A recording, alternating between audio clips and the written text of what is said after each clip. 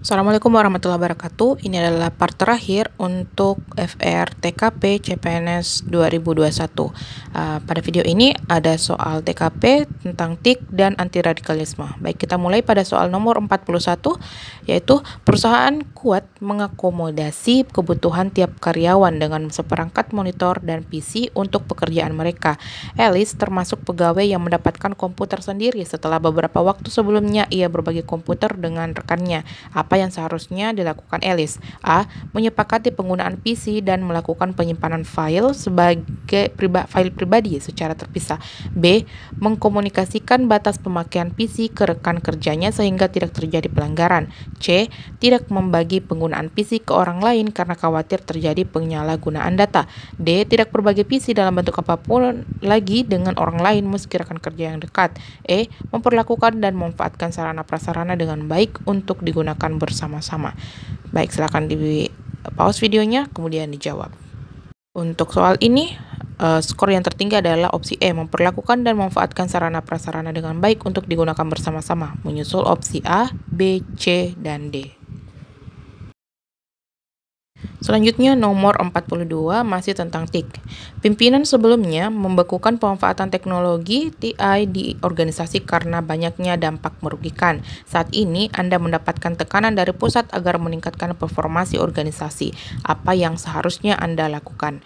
A. Melanjutkan kebijakan pimpinan terdahulu dengan dalih yang sama. B. Menerapkan kembali TI pada organisasi meskipun resikonya cukup besar. C. Mengevaluasi kelebihan dan kelemahan pemanfaatan teknologi informasi di organisasi. D. Melakukan langkah-langkah penting dalam memperkuat sistem sebelum TI dipasang. E. TI harus segera dipasang demi peningkatan performansi organisasi. Oke, silakan di pause videonya kemudian dijawab.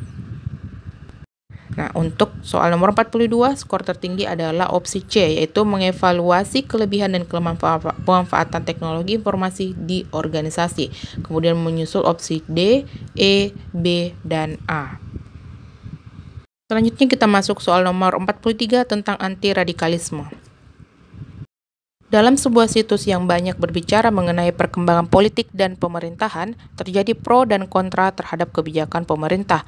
Apa tanggapan Rani sebagai pengguna internet? A. Berhenti menggunakan situs tersebut karena itu cukup mengganggu perasaan dan pikiran. B. Keluar dari situs tersebut jika merasa bahwa tidak ada informasi positif yang ia bisa ambil dari situs tersebut. C. Menyarankan orang lain untuk berhenti mengakses situs tersebut jika terlalu terpancing memberikan komentar yang bisa membawa masalah. D. Aktif mengingatkan etika dan potensi persoalan dalam menggunakan situs tersebut dengan berdasarkan undang-undang yang berlaku. E.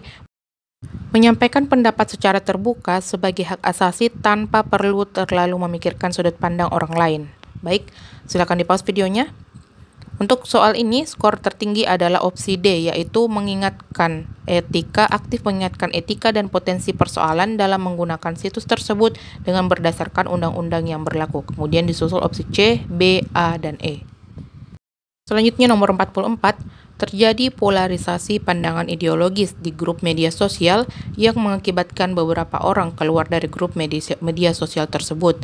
Bahkan ada sampai menghapus kontak temannya. Jika Anda dalam admin grup, bagaimana Anda menyikapi hal ini? A.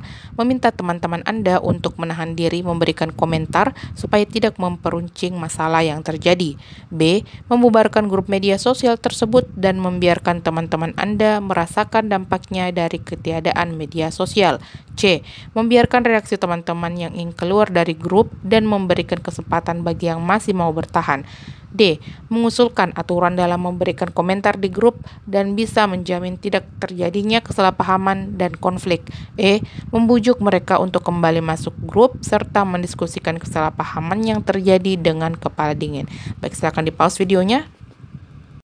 Untuk soal ini, skor tertinggi adalah opsi D, yaitu mengusulkan aturan dalam memberikan komentar di grup dan bisa menjamin tidak terjadinya kesalahpahaman dan konflik.